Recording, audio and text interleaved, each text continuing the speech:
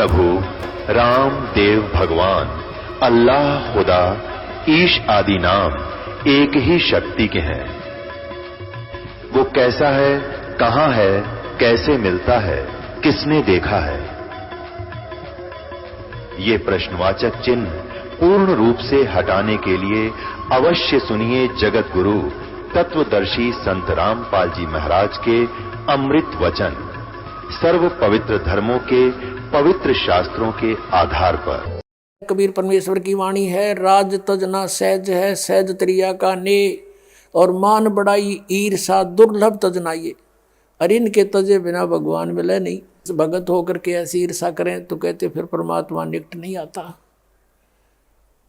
अब उसने फिर क्या स्कीम बनाई कि भाई मुसलमानों यो जादू जंत्र जानता है, राजा लिया बैका, इसकी एक परीक्षा और लेते हैं। क्या? पहले कुएं होते थे 200, 150, 200 फुट गहरे, और उस गहरे कुएं में क्या होता है कि उसमें पानी नहीं होता, और उसमें एक ऐसा बन जाता है वो दरार सा, उसका पता नहीं तू कितना गहरा और अलग से होता है। उन्होंने स्कीम बनाई मुसलमानों ने मिलकर के कि भाई इसको गहरे कुएं में डाल के ऊपर तो छड़े कांटेदार झाड़ियाँ मट्टी कंकर भर देंगे उसको, हैं, और ये कहो कि अगर इसमें जीवित पा गया था मान लेंगे खुदा है। अब वो फिर 5-10 व्यक्ति मौजी से गए और कहा हम एक परीक्षा और लेंगे। ये परमात्मा के सामने रखी गई अर्ज। परमात्मा ने कहा राजन इनको करने दो जो करेंगे, इन्होंने मुझे मारना है मार लेंगे, कोई बात नहीं। आज्ञा हुई, पकड़ के भगवान को कबीर जी को उठाकर गहरे कुएं में डाल दिया, पटक दिया। ऊपर से मंड के सारे हजारों की संख्या में जो उसके चेले चपटे थे शेख तकी के, कोई झाड़ी ला कर गिरा है, कोई उसमें माटी कांकर गोबर अड़ंगा सब कुछ ठोक दिया ऊपर ताई, और हाथ पैर मुंह धो गए। शेख तकी गया सिकंदर लोधी के पास कि कर दिया काम तेरे उस अल्लाह का, दबा दिया मिट्टी में।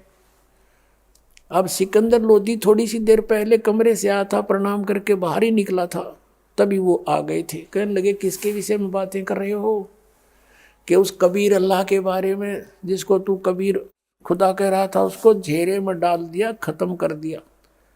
अब वो खत्म है। सिकंदर लोधी ने कहा किसके बारे में? वो बैठे कमरे में, आज दिखाऊं। अब जाकर देखा वो बैठे परमात्मा। बोलो सतगुरुदेव।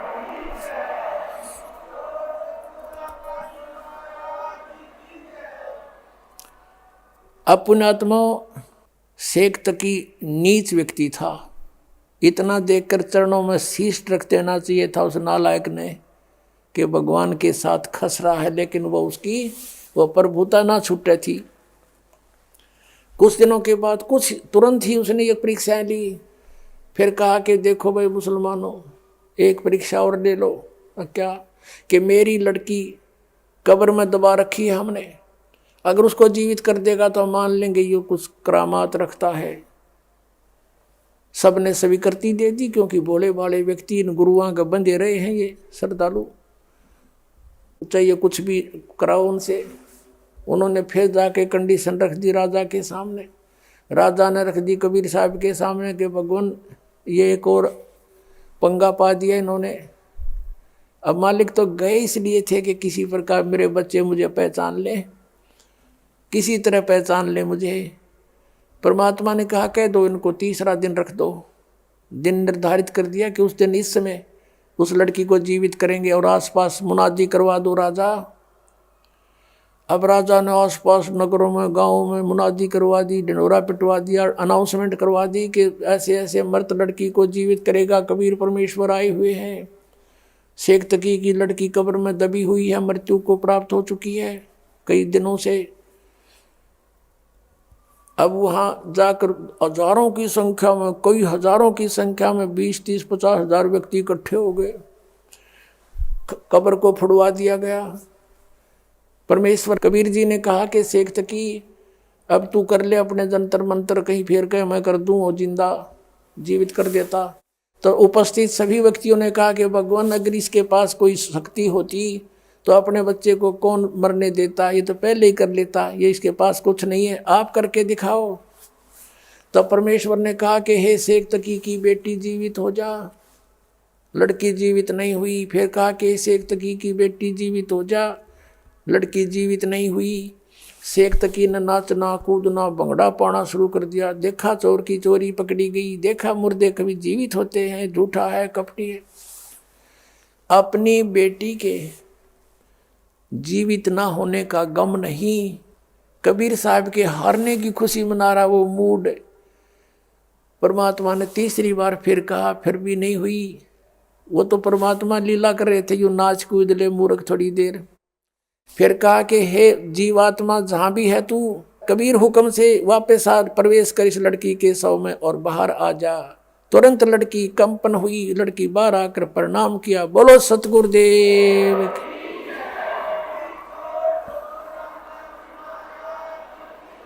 बंदी छोड़ कबीर परमेश्वर जी की जय हो। अब वो शेख तकी दुष्ट नहीं माना।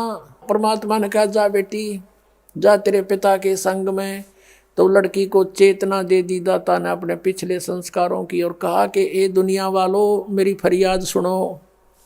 1.5 घंटा प्रवचन, 2 घंटा प्रवचन की उस बेटी ने खड़े होकर के बहुत ऊंची आवाज में सब तक सुनाई दे रही है। कहा कि मैंने भी धोखा खाया था, ये खुद अल्लाह आए हुए हैं। 2 जन्म पहले ये मुझे मिले थे, मैं राबिया रूप में थी। उस समय मैंने इनकी 4 वर्ष भक्ति करी थी, फिर मैंने लोक लाज में छोड़ दी थी। उसके कारण मैं अगले जन्म में एक बांसुरी नाम की लड़की बनी वैश्या, और मैंने मक्के में अपना शीश भी चढ़ा दिया था और सब जगह मेरी वाह वाह हो रही थी। लेकिन अगला जन्म मेरा शेख तकी के घर में लड़की का जन्म हुआ, और अब 12 वर्ष की आयु में मेरी मृत्यु हो गई थी। धर्मराज ने कहा था कि इसका भाग्य जीवन नहीं है, इसको डाल दो 84 लाख योनियों। अब परमेश्वर ने जा करके मुझे छुड़वाया वहां से। कबीर ये खुद गए और कहा छोड़ो इस आत्मा को, और वापस मुझे प्रवेश करके शरीर में ये खुद लेकर आए हैं। ये अल्लाह है, खुद कबीर है, परमात्मा है, और पहचान लो इनको। कहते हैं कई हजार व्यक्ति हिंदू और मुसलमान कबीर परमेश्वर के शिष्य बने। बोलो सतगुरुदेव।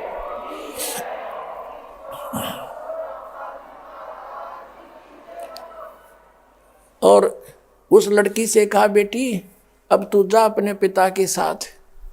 लड़की ने कहा कि नहीं, इसका और मेरा संस्कार समाप्त हो चुका है पिता पुत्री वाला।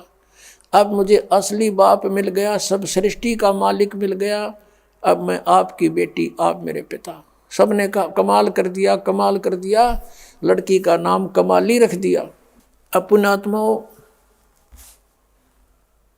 परमात्मा ने ये लीला इसलिए की थी क्योंकि वो भगवान थे, और साथ में इसलिए की थी कि ये नालायक मेरे बच्चे मुझे पहचान लें, आई एम गॉड। लेकिन उसमें चमत्कारों को देखकर 64 लाख शेष हो गए थे भगवान के। दुनिया को सुख दिया, उनको राहत दी, और भक्ति से चार्ज किए। आप वही हो 64 लाख, फिर वहाँ से सब विमुख हो गए थे क्योंकि तुम्हें ज्ञान नहीं हो पाया कि Kabir is God in real God. चमत्कार तो भुलवा देते हैं कुछ दिन में लोग कि फलाना भी ऐसे करता था, साधु ने ऐसे कर दिया था, ऐसा ही ये है, भगवान नहीं है ये।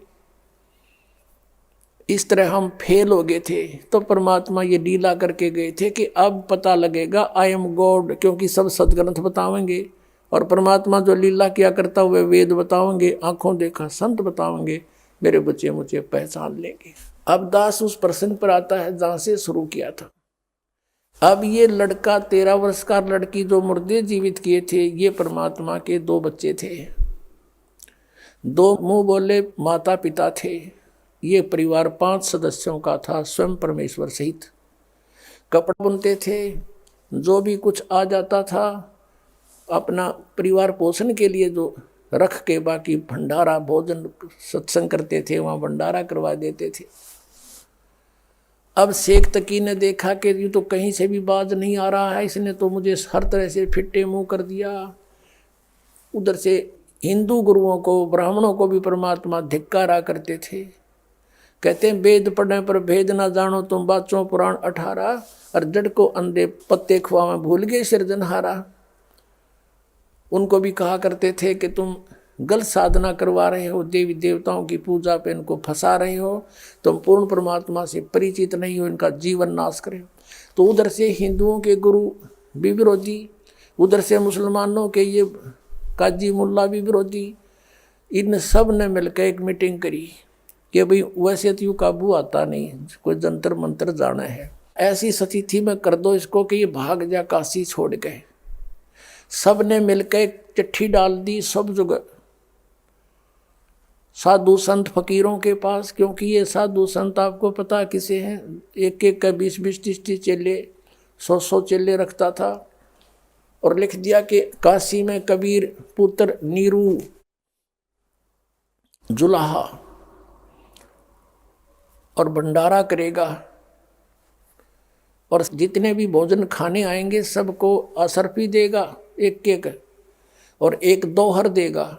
दोहर एक बहुत अच्छा कंबल समझो, उसमें दोहर को बहुत बड़े सेठ ही यूज किया करते थे, दोहर बोलते थे, कंबल टाइप होती थी।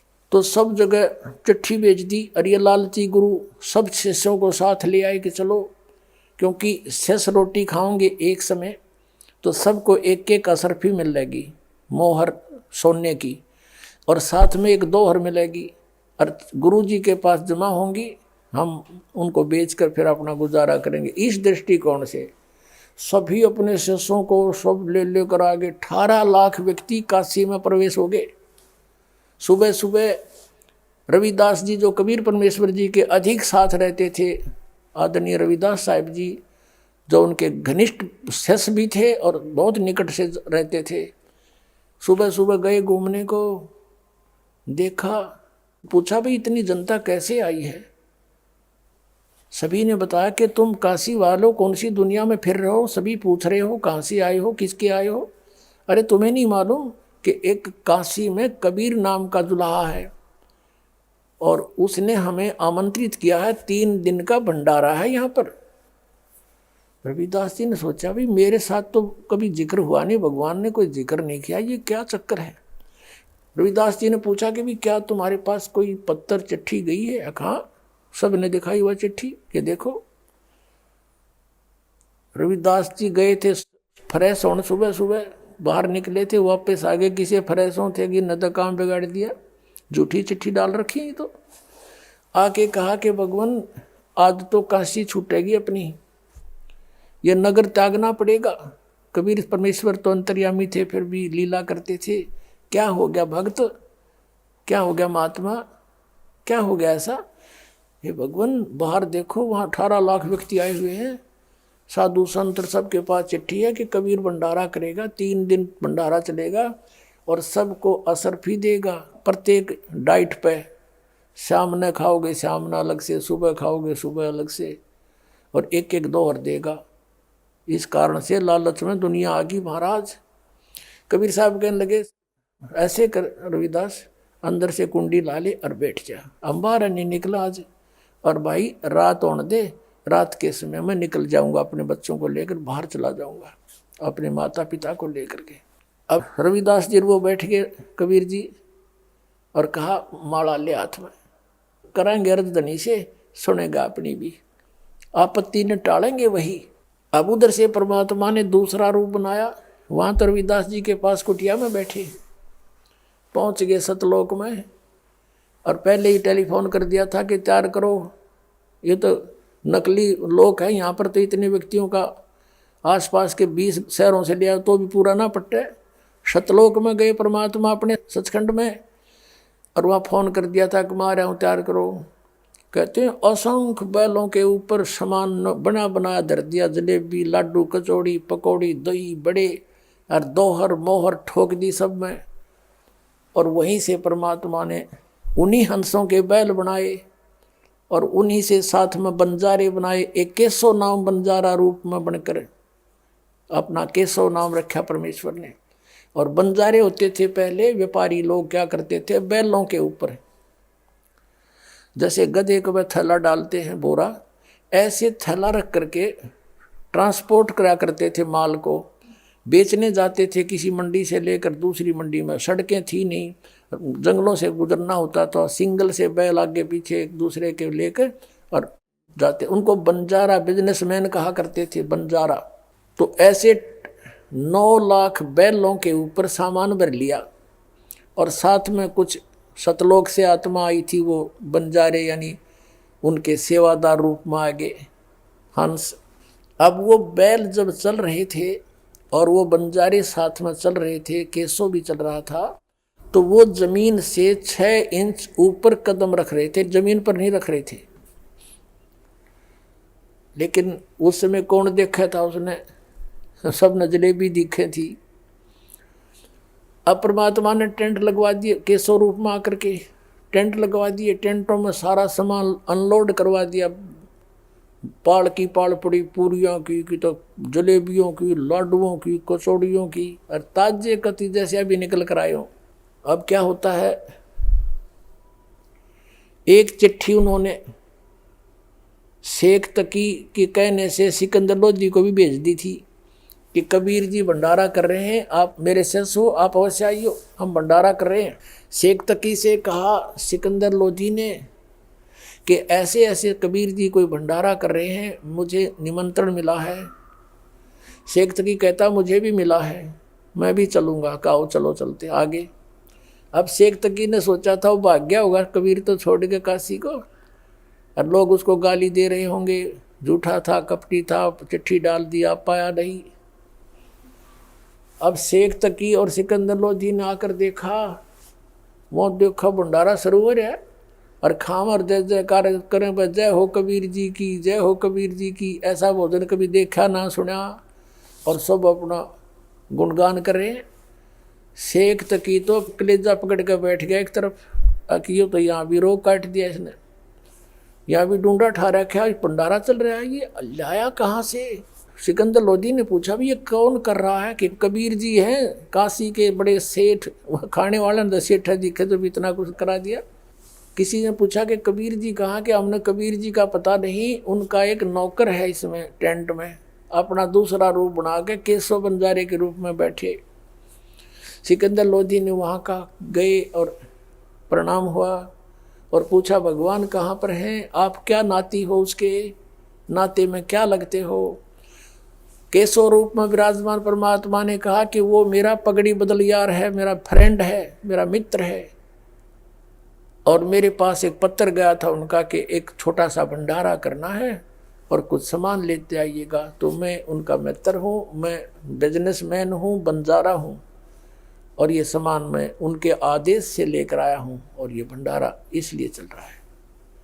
अब शेख तकी तैयू का एक छोटे से भंडारे का सामान है, तो 18 लाख आदमी एट ए टाइम एक बार खा रहे हैं, और एक एक को 2 हर असरफी दी जा रही है सोने की एक, जैसे एक असरफी 10 ग्राम की 1 तोले की होती थी, आज 1 तोला लगभग मेरे ख्याल में 30,000 का हो रहा होगा। और एक वो 2 औरतें आज मेरे ख्याल में 10,000 में ना मिल रहा है, इस टाइप का कंबल था।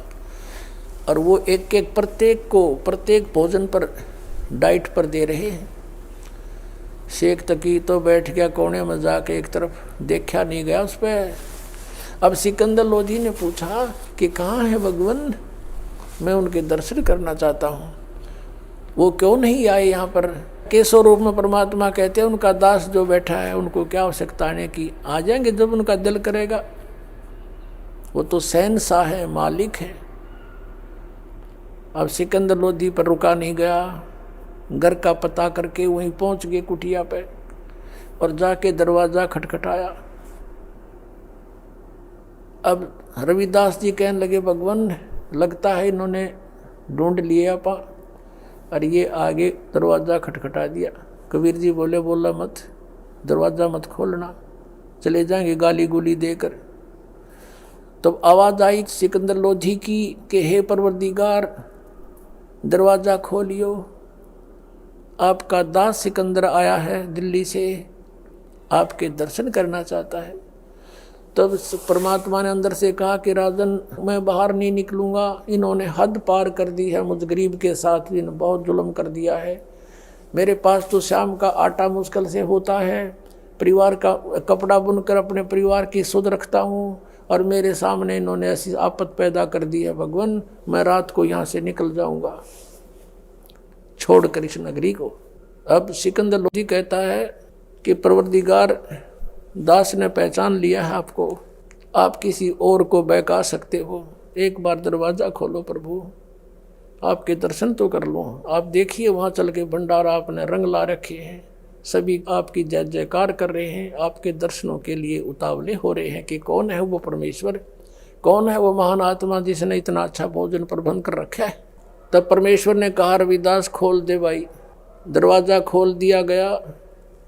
सिकंदर लोधी ने मुकुट समेत दंडवत प्रणाम किया और कहा, परवरदिगार मुझ दास के साथ एक बार चलो हाथी पर बैठकर दर्शन दो उन पुण्यात्माओं को जो आपकी इंतजार कर रहे हैं, खाना खा रहे हैं, जय जयकार आपकी हो रही है पूरे शहर के अंदर।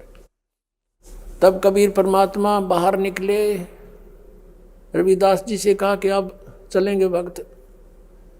जो ही कबीर परमेश्वर जी बाहर आए कुटिया से, आसमान से फूलों की वर्षा होने लगी। बोलो कबीर परमेश्वर जी की जय हो। सिकंदर लोधी ने क्या किया, हाथी साथ लेकर गया था। वहाँ पर हाथी के जो कैबिन होती थी ऊपर, उसको अंबारी बोलते थे, उसके चारों गेट खोल दिए, ऊपर को रख दिए उसके खिड़के छत पर। कबीर जी को बैठा लिया साथ में। रविदास जी चौर कर रहे थे कबीर परमेश्वर पर। जब बाहर निकले, सिकंदर लोधी ने कहा कि भक्त हे महात्मा जी, आप तो रोज सेवा करते हो मालिक की, मुझे सेवा दे दो। चंवर ले लिया, परमात्मा को आगे बैठा लिया, रविदास जी भी साथ बैठा लिए और हाथी पर बैठकर सिकंदर लोधी उस मालिक पर चंवर करता हुआ उस भंडारे में प्रवेश कर जाते हैं। और कोई पूछता है कि कबीर कौन सा इनमें, कि जिस पे ये सिकंदर लोधी चंवर कर रहा है ये है वो कबीर जी। सारी जनता वाले नागरिक भी सब जानते ही थे। तो सब ने जय जयकार की, पूरे भंडारे में घूमकर फिर वहाँ से केशव रूप में परमात्मा जिस टेंट में बैठे थे वहाँ से एक सेवक भेजा कि प्रभु को कहो यहाँ आ जाए, दर्शन दे हमारे को। उसने जाकर करबद्ध होकर कहा कि भगवान आपको, आपका मित्र केशव टेंट में आपको याद कर रहा है। परमात्मा नीचे उतरे, सिकंदर लोधी भी, रविदास जी सब आकर के टेंट में। जो ही कबीर जी प्रवेश किया, अपने आप एक तख्त बिछ गया, उसके ऊपर सुंदर आसन, सामने देखते देखते ऐसे बिछन लग रहा, हीरे पन्नों से जड़े हुए वस्त्र आ गए और कबीर परमात्मा बैठ गए दच के उसके बीच में। अब टेंट को उठा दिया ऊपर, चारों तरफ से खुला कर दिया जिसमें मालिक बैठे थे, और 24 घंटे तक परमात्मा ने सत्संग किया, आपस में गोष्ठी की। उन करा था परमात्मा के साथ जुल्म कि यू भाग जाएगा। परमात्मा ने चाहो थे कि भाई इकट्ठे हो जा, मैं कुछ ज्ञान सुना दूँ, ये मुझे पहचान ले मेरे बच्चे। वो वही हुआ जो मालिक ने चाहा था। केशव प्रसन्न करता है कि हे परमात्मा, आप इतने सुंदर देश को छोड़कर यहाँ क्यों आ गए इस गंदे लोक में? आप इनका हित चाहते हो, ये आपके पत्थर मार रहे हैं, आपकी बेइज्जती कर रहे हैं, आपको मारना चाहते। तब परमेश्वर ने कहा कि केशव तू मेरे दुख को नहीं जानता, ये सभी मेरे बच्चे हैं। काल ने इनको दो बना दिया, हिंदू और मुसलमान, ताकि ये लड़ते मरते रहें। और जिसके बच्चे दुखी हो वो पिता सुखी नहीं हो सकता। मैं इसलिए आया हूँ कि ये किसी तरह मुझे पहचान लें, ये मुझे जान लें और उस सुख को महसूस करें जहाँ से ये भंडारा आया है। वहाँ सदा भरे भरे भंडार रहते हैं, हरे भरे फूल रहते हैं। ये भंडार सदा वहाँ पर चलते हैं, बगैर काम किए वहाँ मिलते हैं। उसको छोड़कर यहाँ आगे इस काल के साथ में ये प्रसन्न करता है। केशव के रूप में उतर देते हैं कबीर परमात्मा खड़े होकर के। लाखों की संख्या में परमात्मा के शेष हो गए वहाँ पर सुनकर मालिक की महिमा को। बोलो कबीर परमेश्वर जी की जय हो। अब 3 दिन का भंडारा संपूर्ण करके, सारा सामान इकट्ठा करके, टेंट वेंट लाद के बैलों पर, और कहा कि चलो भाई तुम, मैं आ रहा हूँ। केशव रूप में परमात्मा ने कहा उन अपने मित्रों से कि वो लाए थे जो सतलोक आए थे हंस, और साथ में बंजारे भी, वो बैल भी उन आत्माओं के बनाए थे। फिर मालिक ने उसे बना दिए बच्चे वो आगे जाके। तो कहा कि तुम चलो, मैं आ रहा हूँ, थोड़ी देर आगे चलो। अब 9 लाख बैल और साथ में कई हजारों की संख्या में सेवादार जा रहे थे। अब क्या देखा कि उसमें दरिया के अंदर से गंगा को पार करना था, और गंगा चाल फुल स्विम पे, जब वो प्रवेश करने लगे, गंगा बिल्कुल घुटने पानी रह गया गंगा के अंदर, और पूरा काफिला निकल गया। और खड़े खड़े देख रहे सभी कि एकदम गंगा उतरेगी, नीचा हो गया। जाते ही फिर वो फुल स्वयं पर आ गई। उधर से पानी के लिए, जैसे भोजन के लिए तो ले आए थे, अब जल भी चाहिए उन्हें। ऊपर से जैसे ट्यूबवेल चलता है आसमान से, ऐसे वो अपने आप पानी की धारा बह रही है, और उसमें पात्र भर भर कर रख रहे हैं, ड्राम के ड्राम। वो फुल हो जाते हैं, फिर रुक जाता है, खाली होते, फिर अपने आप सतलोक से वो आता है अमृत, और वो जल सबको पिलाया जा रहा है। अब सब चले गए, शेख तक ही खड़ा, 10-20 व्यक्ति और खड़े, खाने वाले खाकर चले गए, और परम पूज्य कबीर परमेश्वर खड़े, और उनका दूसरा रूप केशव खड़ा बंजारे रूप में। तब सिकंदर लोधी ने कहा कि केशव, आपके बैल बहुत दूर जा चुके होंगे, आप जाओ, लेट हो जाओगे। तो सभी ने देखा कि बैल चले गए। देखा तो वहाँ कोई बैल नहीं है गंगा के परले पार में। बोलो बंदी छोड़ कबीर परमेश्वर जी की।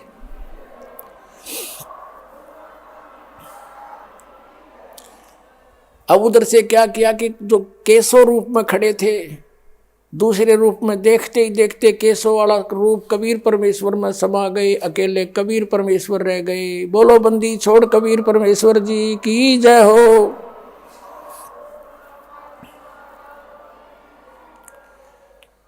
अब देखो पुण्यात्माओं, शेख तकी सब कुछ देखकर भी वो दुष्ट नहीं माना, और कहता है सिकंदर लोधी से कि राजन आओ, आप राजा हो, हमारे इसे भंडारे हम 100 कर दें। ये तो एक महोत्सव सा किया है इसने। अपनात्माओं, परमात्मा ने कहा, कहते हैं कोई कहे भंडारा की ना, कोई कहे महोत्सव, और बड़े बड़ाई करा करें भाई, गाड़ी काटे उत्साह। अब जैसे भंडारा तो होता खुशी में, कोई लड़का हो जा है, कोई और खुशी हो जाए, जब खुले दिल से करते हैं, पैसा लगाते हैं। और महोत्सव कहते हैं मजबूरी में किया जाता है। जैसे किसी ने को ब्राह्मण अनुष्ठान करना बता देता था, तेरे फादर का जो है ना यज्ञ करो, वो करो, इसका जग नहीं तो इसकी मुक्ति ना हो, तो उसमें करें जरूर से, फिर नो इच्छा नहीं होती, उसको महोत्सव कहते हैं। यानी उसमें खुल के पैसा नहीं लगाया जाता। शेख तकी कहते हैं इसने तो महोत्सव सा किया है, हमारे 100 भंडारे कर दे हम ऐसे। कोई कहे भंडारा की ना, दुनिया तो कहे भी ठाठ कर दिए, ऐसा भंडारा कदे देखा नहीं। ऐसा हर समय पर जितनी बार भोजन खाया सरफी और मोहर, और फिर यो कहे क्या किया इसने, और ऐसा भोजन कदे देखा ना सुना, ऐसा स्वादिष्ट खीर खांड सब कुछ मिला। कहते कोई कहे भंडारा की ना, कोई कहे महोत्सव, बड़े बड़ाई करा करें गाड़ी का डे उत्साह। महान आत्मा दूसरे की बड़ाई कर सकते हैं, नीच तो उसमें दोष ही निकालता है। तो यह स्थिति थी शेख तकी की। उसके बाद शेख तकी गूंगा हो गया, बहरा हो गया, भुगत का मेरा पर मालिक नहीं माना।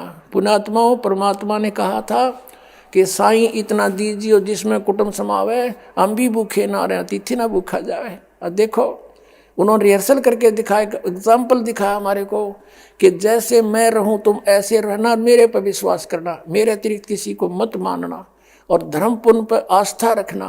फिर तुम्हारे ऊपर कोई रिक्वायरमेंट आपकी आवेगी तो ऐसे पूरी करूंगा जैसे आप भिखारी बनकर दिखा दाता न भिखारी में एक निर्धन। और जब समय आया तो देखो ठाठ कर दिए। कबीर साहब कहते हैं कल्पे कारण कौन है कर सेवा निकाम, सेवा माने पूजा, निष्काम भाव से पूजा कर मेरी, और मन इच्छा फल देऊंगा जब पड़े मेरे तय काम। तो यहाँ भगवान का रोल शुरू होता है। राजा भी नहीं कर सकता 18 लाख व्यक्तियों की एट ए टाइम प्रबंध। तो कबीर इज गॉड, ये पूर्ण परमात्मा है। आप ऐसे करके देखो और ये सब छोड़ दो बुराई और करो भक्ति परमात्मा की। बोलो सतगुरुदेव की जय हो। परम पिता परमात्मा पूर्ण ब्रह्म सर्व सृष्टि रचनहार कबीर परमेश्वर जी की असीम कृपा से आप जी सत्संग सुनने के लिए उपस्थित हुए। मानुष जन्म दुर्लभ है, मिले न बारंबार, तरवर से पत्ता टूट गिरे, बहोर नहीं लगता डार।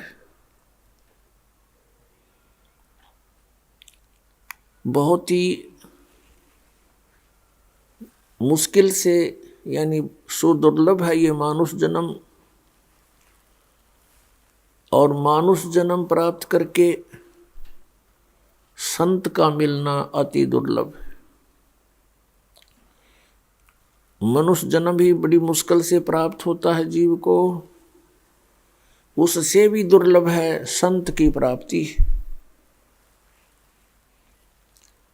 पुण्यात्माओं, आपकी किस्मत का कोई एस्टीमेट नहीं लगाया जा सकता। आप कितने पुण्यकर्मी प्राणी हो, सभी बहन भाई बेटे बुजुर्ग, क्योंकि आपको मानव शरीर मिला, ऐसे समय में मिला जिसमें इसकी अब आवश्यकता पूरी होएगी। मनुष्य जीवन तो पहले भी प्राप्त हुए, असंख्य जन्म हमने व्यर्थ कर दिए, ज्ञान हुआ नहीं। इस परिवार पोषण में, संपत्ति के जोड़न में, बैंक बैलेंस बनाने में इस अनमोल मनुष्य जीवन का नाश कर जाते थे। और इस मनुष्य जीवन का सदुपयोग न होने से हम फिर कितना कष्ट उठाते थे।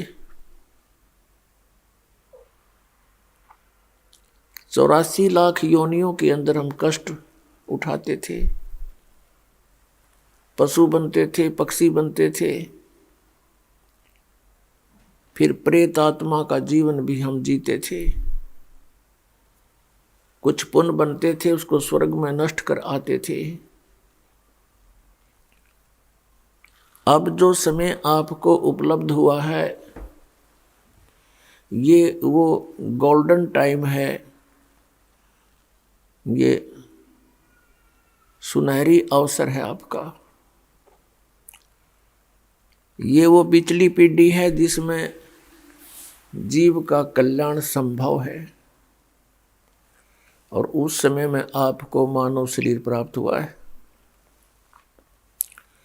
लखबर सूरा जूझ ही, लखबर सावत दे, और लखबर यति जहान में, तब सतगुरु शरणा ले। लाखों वर्ष आप जन्म जन्मांतर में कभी ना कभी बहुत पुण्य आत्मा रहे हो।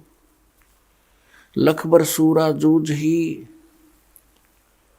जैसे सूरवीर होते हैं, वो अन्याय सहन नहीं करते, वो किसी के साथ अन्याय भी नहीं करते, और अन्याय के विरुद्ध संघर्ष करते हुए उनके प्राण भी चले जाएं, उनको कोई समस्या नहीं होती। वो इतनी अच्छी आत्मा होते हैं। और लख बरसावत दे, जैसे किसी व्यक्ति के हाथ घुटनों से नीचे तक लंबे हों, वो बहुत पुण्यकर्मी प्राणी होता है। उसके पिछले संस्कार बहुत अच्छे होते हैं, लेकिन उस सूरवीर को और उस लखवर सावत दे, उसको सावत शरीर बोलते हैं। कोई संत नहीं मिला इनको, तो उनका जीवन भी व्यर्थ हुआ। और लखबर यति जहान में, जैसे एक समय सुखदेव ऋषि के पास राजा जनक ने परीक्षार्थ एक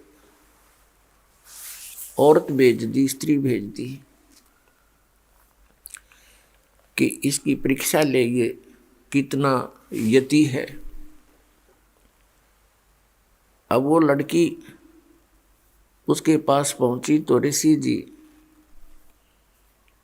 बैठ गए चारपाई पर। लड़की उस चारपाई पर बैठ गई, वो और थोड़ा ऊपर को हो गए, लड़की को टच ना होने देने के कारण और ऊपर को हो गई। वो निकट आई, उठ के खड़ा हो गया और कहा, बेटी आप यहाँ से जाइए, और ये अच्छा कर्म नहीं तेरा।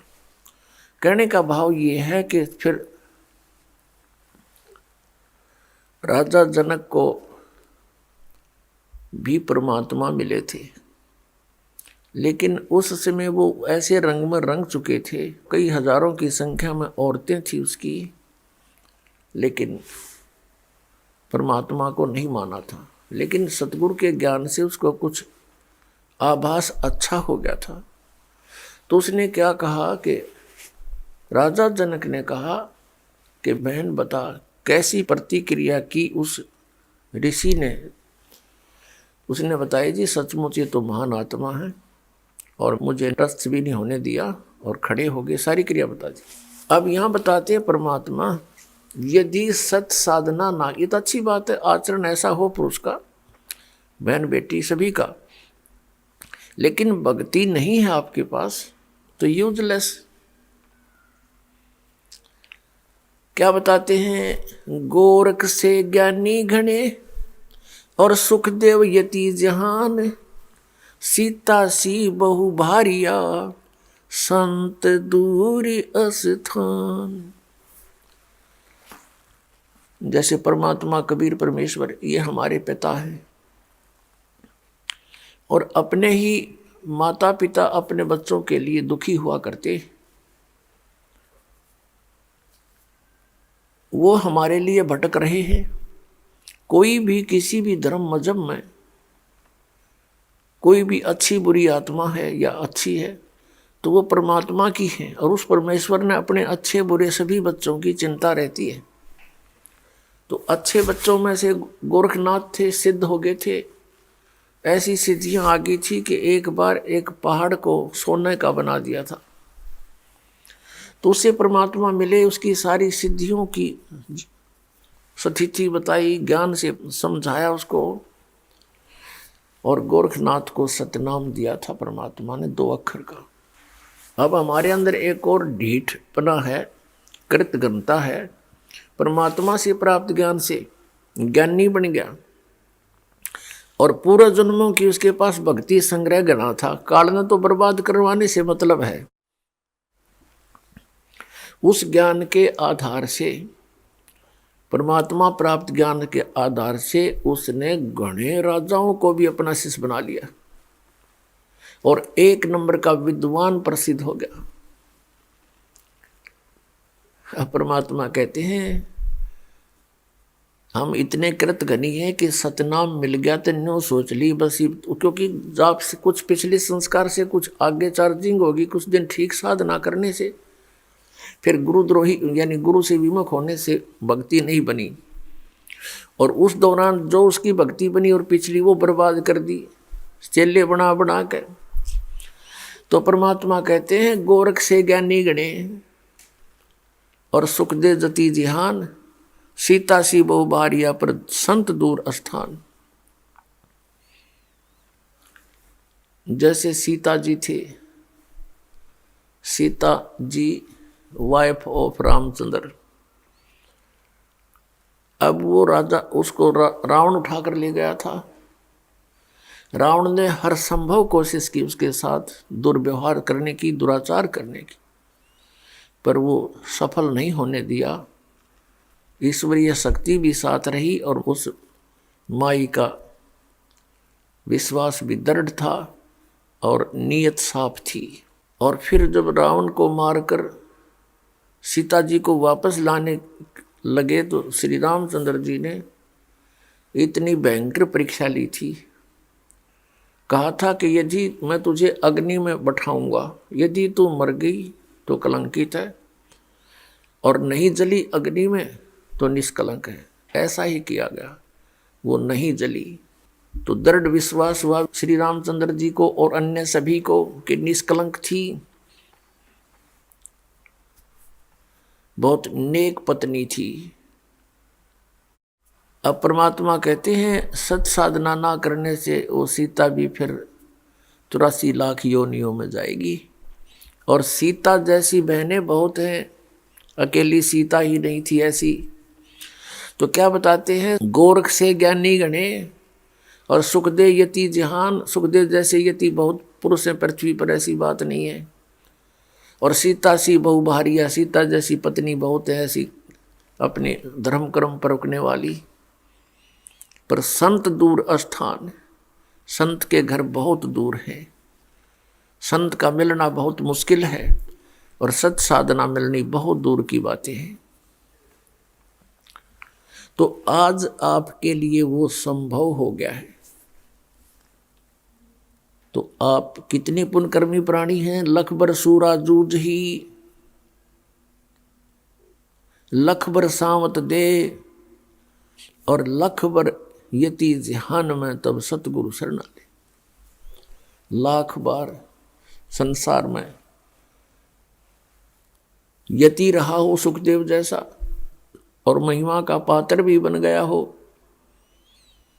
और लख बर सावत दे, लाख बार तेरा ऐसा भी शरीर रहा हो घुटनों से नीचे तक हाथ हों तेरे, और उसकी सब जनता प्रशंसा करती है, बड़े महान है, पिछले जन्म के पुण्यकर्मी प्राणी है, उसकी प्रशंसा होती रहती है।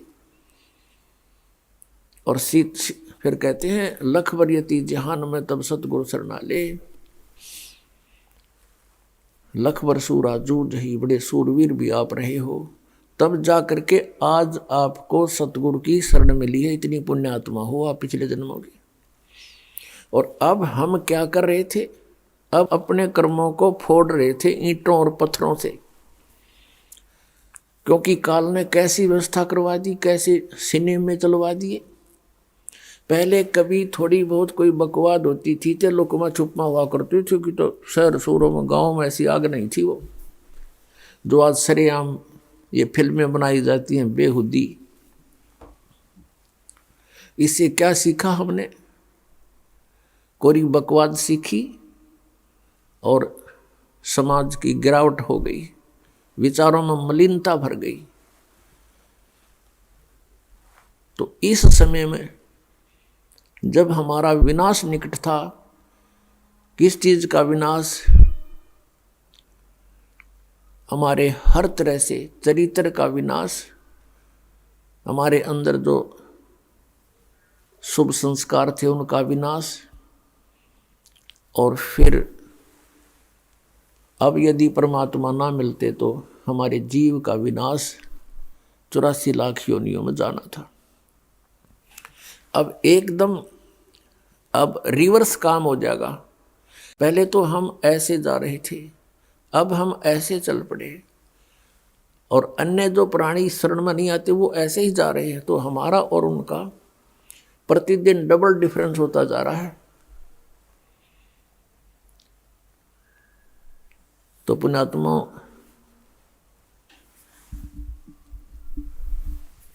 मात पिता मिल जावेंगे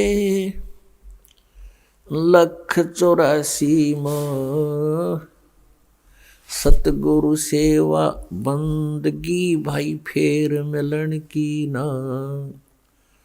मात पिता तो अन्य प्राणियों की योनियों में भी हमें प्राप्त होंगे। कुत्ते बने वह मात पिता, पक्षी बने वह मात पिता,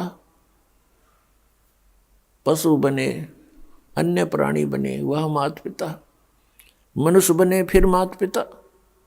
लेकिन सतगुरु सेवा और बंदगी यानी ये भक्ति भाई फिर मिलन की ना।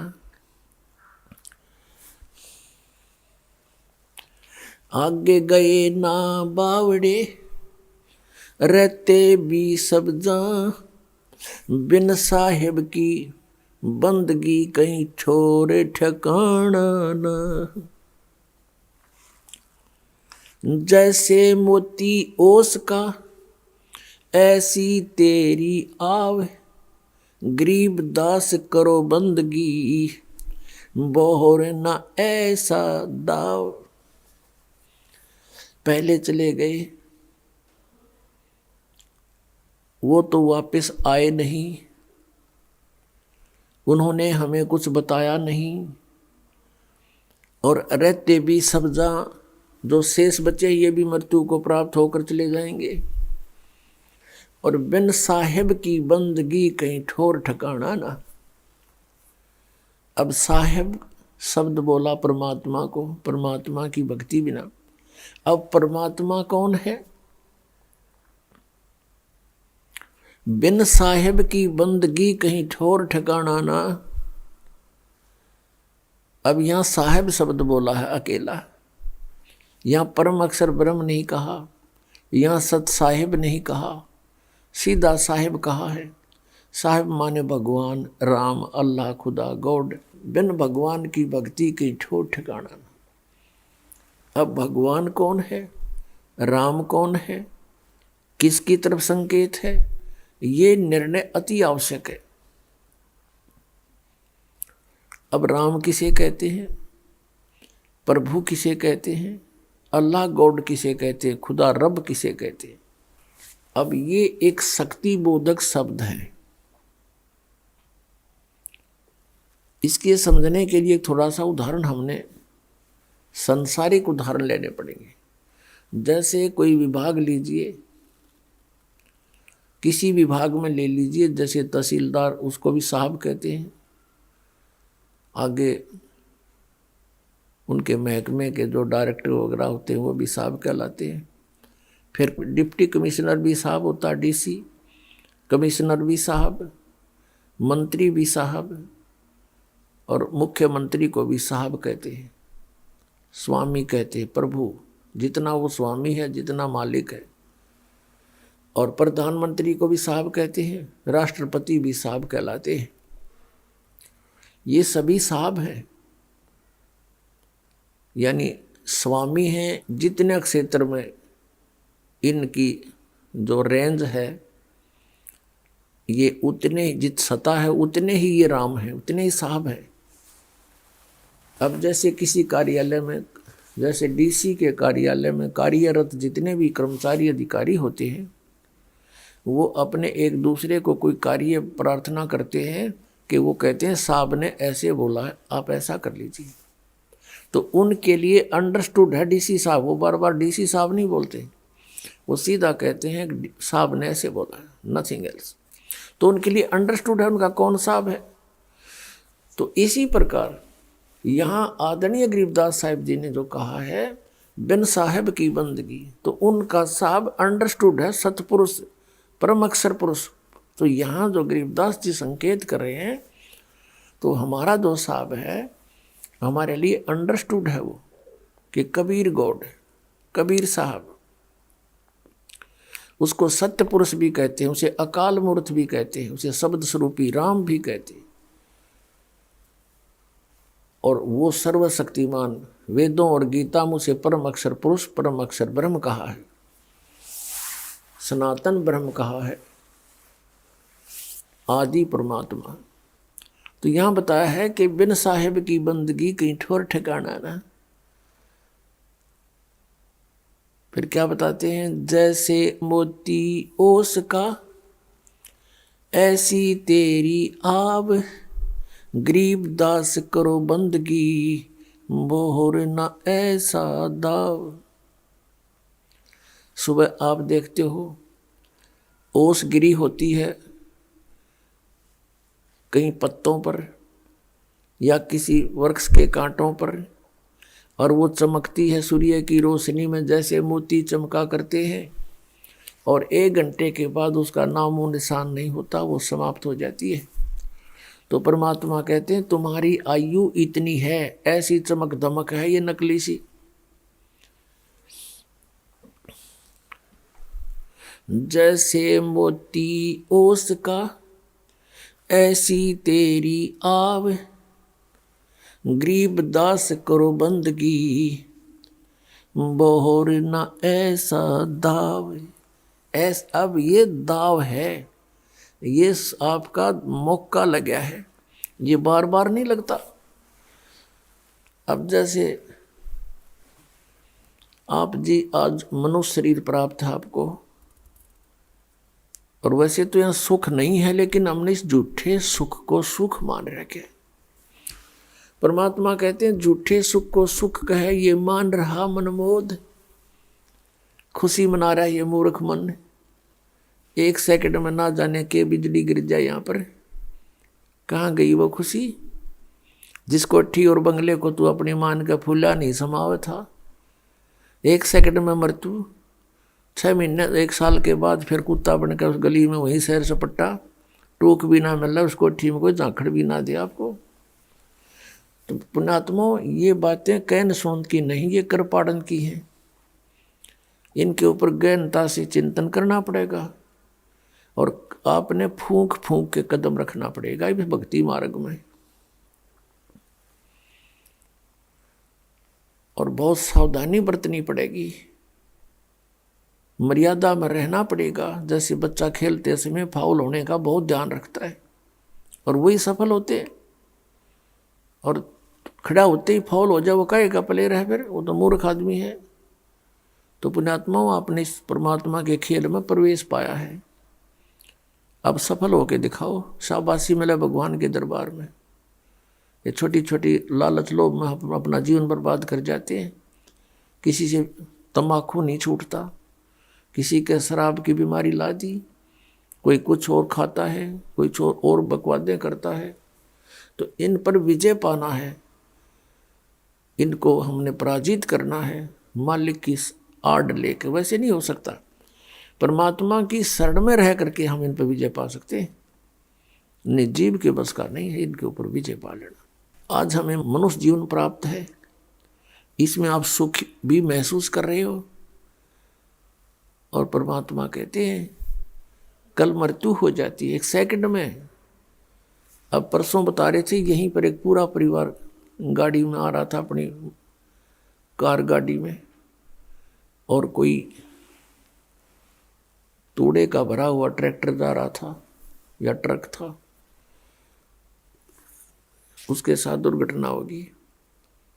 बराबर से उस गाड़ी की छत भी पाड़ लेगी, उसकी ट्रक की कोई बाहर निकली हुई थी एंगल से, और 5-6 बच्चों के उनके माता पिता की गर्दन काट के अलग डाल गया 1 सेकंड के अंदर। बताओ उनकी क्या क्या आशाएं थी, क्या क्या उन्होंने सोच रखा था, वहाँ से करेंगे ये करेंगे, और उसमें भी पता नहीं क्या बतला रहे होंगे 1 सेकंड में। और यहाँ हम आंख मीच कर बैठे गुग्गू बन के, और यही कोठी बंगले बनाने में अपना जीवन व्यर्थ करने लग रहे हैं, क्योंकि हमें ज्ञान नहीं था। सबसे बड़ा हानि हमारे को हो रहा था कि हमें ज्ञान नहीं था, और ये ज्ञान भगवान दे दिया, और फिर भी हम इस पर तो ना नहीं सफल होंगे, तो हमारे जैसा नालायक नहीं इस पृथ्वी पे। अब सोचने का विषय है, विचारणीय विषय है कि आप जिन कोठियों को, संपत्ति को, संतान को अपना मानते हो, ये आपका नहीं है। ये दूसरी बात है, क्योंकि हम जीव संज्ञा में हैं, ये हमारे बात समझ में आती नहीं। परमात्मा की इस रोशनी में कुछ दिनों के बाद आपको ये स्पष्ट दिखाई देने लग जाएगा कि ये अपने नहीं हैं।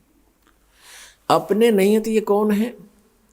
ये नहीं कि इनसे नफरत हो, नहीं, ये परमात्मा के हैं, बच्चे हैं उस धनी के, हमारे मालिक के बच्चे हैं। और मालिक के बच्चों से हमारा कैसा ट्रीटमेंट होता है, कैसा हम उसको ट्रीट करते हैं, कैसा व्यवहार करते हैं, उस मालिक के डर से हम उनको बहुत प्यार देने की चेष्टा करते हैं कि कहीं वो मालिक दुखी ना हो जाओ, उसके बच्चों को हम तंग कर दें। जैसे आप किसी भी नाते से जुड़े हैं, पति पत्नी, जेठ जेठानी, सास ससुर, ननंद, किसी भी नाते से आप जुड़े हो, तो ये ध्यान रखें कि ये आपके नहीं हैं। और ये नाते हमने यहाँ अपने एक समाज में जीने के लिए बनाने पड़े हैं, नहीं इनके बिना तो गदर माच जा। तो फिर ये याद रखिए कि ये अपने नहीं हैं। ठीक है, हम यहाँ आए हैं, इस स्थान की यह व्यवस्था है, लेकिन ये अपने नहीं हैं, ये भगवान के बच्चे हैं, मालिक के बच्चे हैं।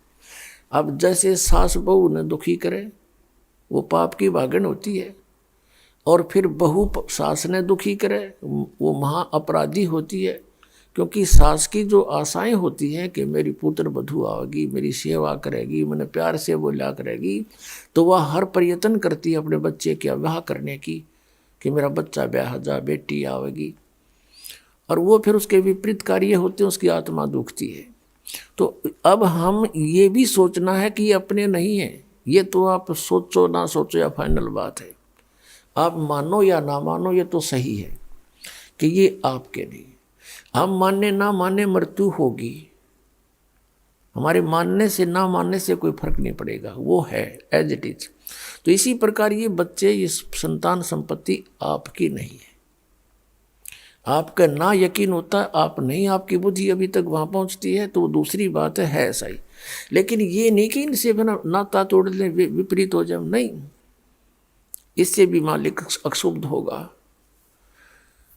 ये उसके बच्चे हैं, इनके साथ बहुत अच्छा व्यवहार करना है, उस परम पिता के, उस मालिक अपने धनी के बच्चे मानकर। अब जैसे दास ने देखा कि एक कोई फैक्ट्री का मालिक था, उसकी एक पुत्री थी 8-9 वर्ष की होगी, उसके लिए एक नौकरानी रखी हुई थी उसने, और उनकी कोठी से स्कूल विद्यालय उस लड़की का घनी दूर नहीं था, 1000-2000 फुट था बस। मतलब यहाँ से सड़क हो, इसे थोड़ा दूर लगा लो।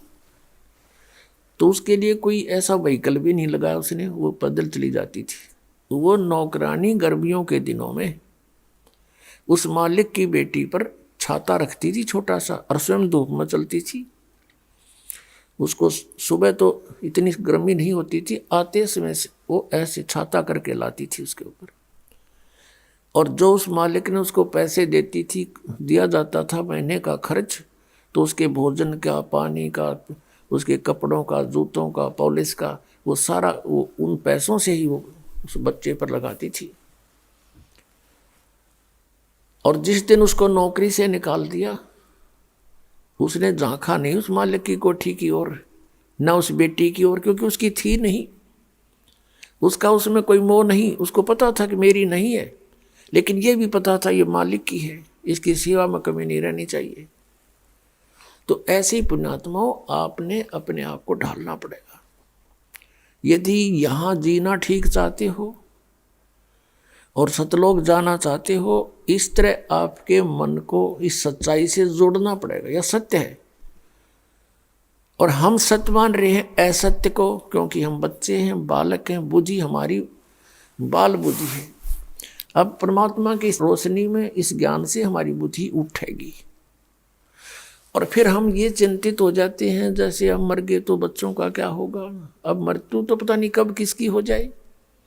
तो मरते समय फिर मनमाना काल का यूं भी दाव लग जा कि आपके छोटे बच्चे हैं, कोई 20 वर्ष का, कोई 25 वर्ष का, अभी क्या होगा।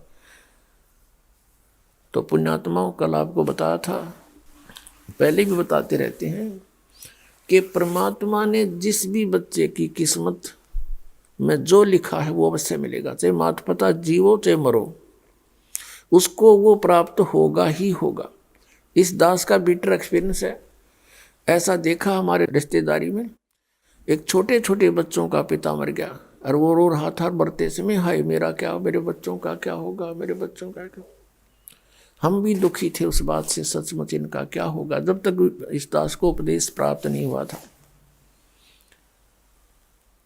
अब वो तो होना था, हो गया, 6 महीने रो पीट के अपना सेट हुए, और यहाँ कोई विकल्प नहीं। अब ये दास देखता है भाई जीवित थे, और जो जिनका पिता मर गया था, आज वो बच्चे उनसे 21 हैं, हर्ष अतिथि। तो इस दास को जब नाम उपदेश हुआ, ये घटना घट चुकी थी। इस तरह की बातें फिर दास को याद आई, और फिर परमात्मा के चरणों में समर्पित हुए।